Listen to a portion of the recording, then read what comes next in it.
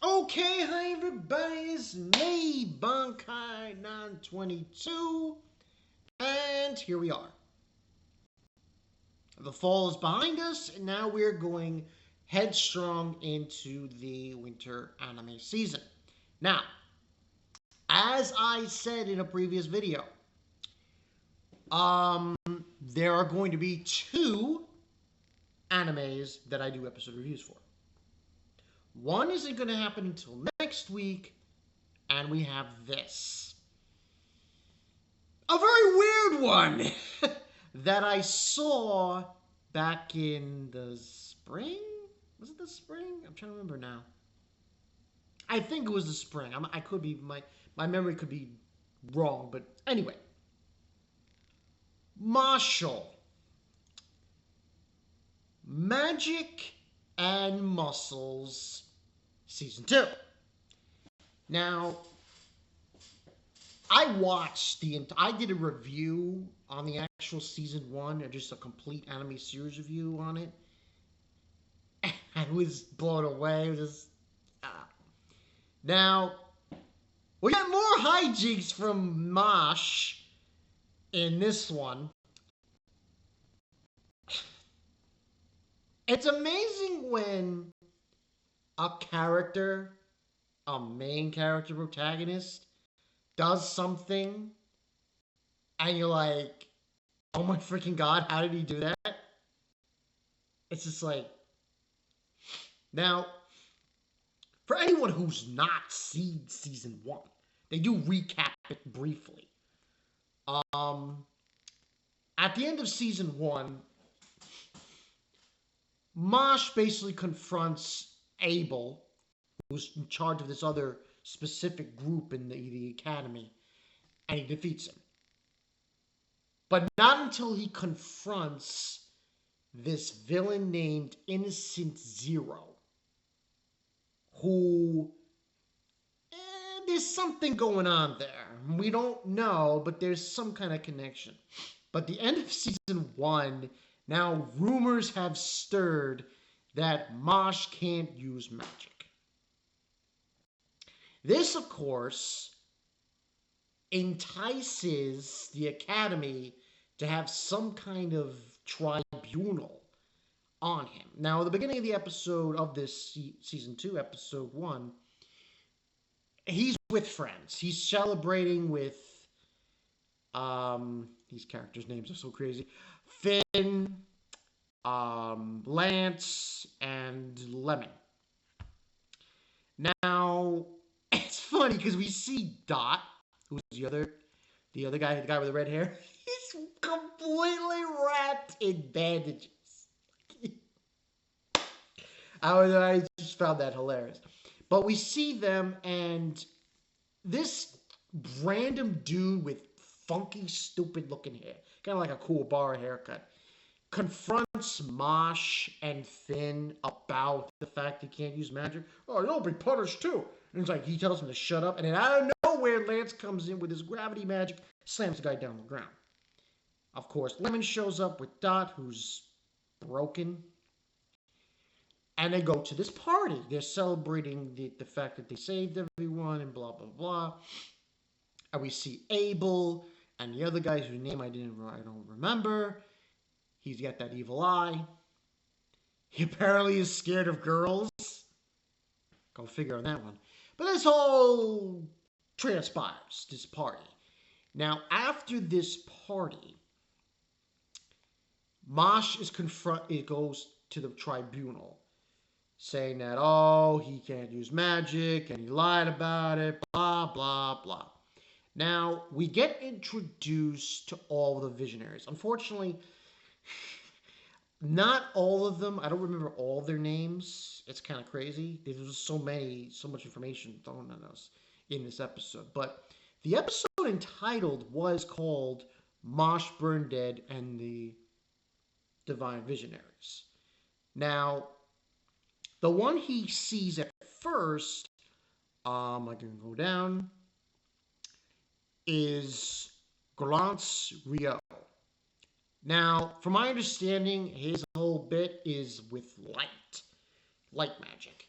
And the whole purpose, really, in a nutshell, with this world, is that magic is might, and anyone who can't use magic is even called Mosh a bug, kind of insulting, and that's the whole bit. Now the thing is, Rio doesn't see it that way, so he gives Mosh a task: light this candle without touching it.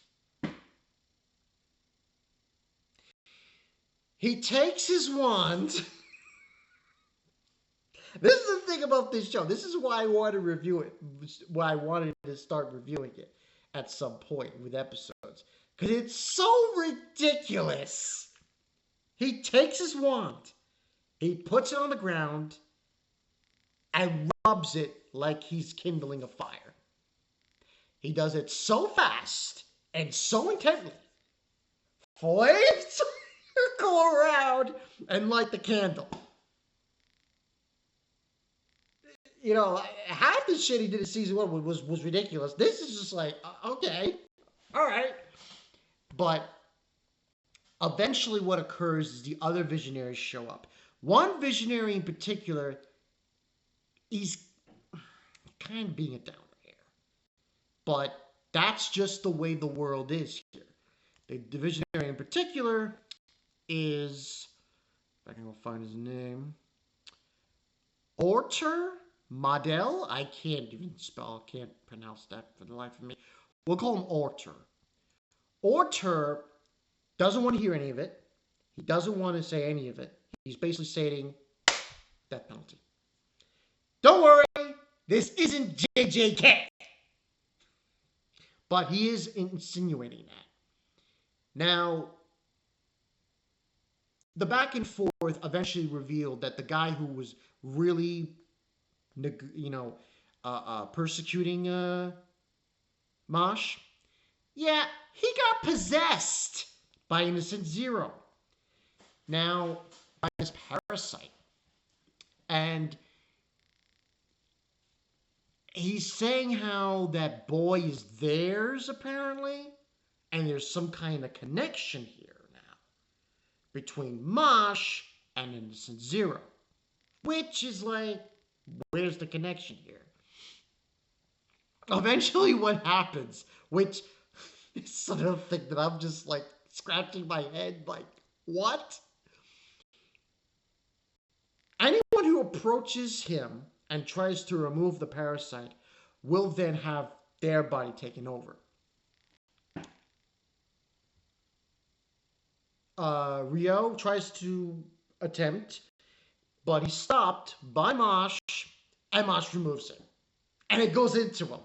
And guess what Mosh does? Using his tongue, he ties up the parasite into a dog balloon and spits it out.